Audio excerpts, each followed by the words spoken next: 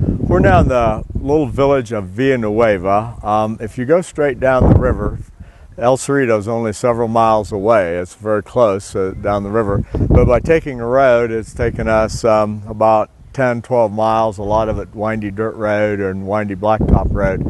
Villanueva and the other villages we're going to visit along the Pecos that were part of the San Miguel de Bada land grant are very different than El Cerrito, in that El Cerrito is clustered into a tiny isolated village. We're going to see these villages tend to be linear and located along this transportation route, which really verifies that El Cerrito is much more isolated. That being said, however, we're standing here in front of the Villanueva community well, and they, like El Cerrito, maintain their well, apply for grants to upgrade the water system, that sort of thing.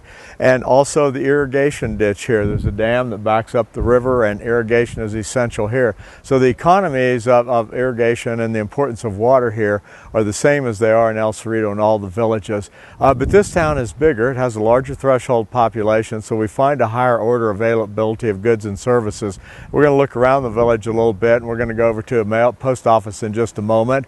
We'll take a look at the church, which is still operating. The church in El Cerrito has really never operated on a regular schedule. And we'll also see that we have some retail functions, a convenience store here, and several other enterprises. So we're just slightly up that urban hierarchy, with El Cerrito being the smallest, most remote place, and with the fewest economic enterprises operating, and now to Villanueva, which is next up that hierarchy. So why don't you join me over at the post office, and we'll talk about the importance of the post office and a political economic problem that the folks of Villanueva are facing now. So please join me over at the post office.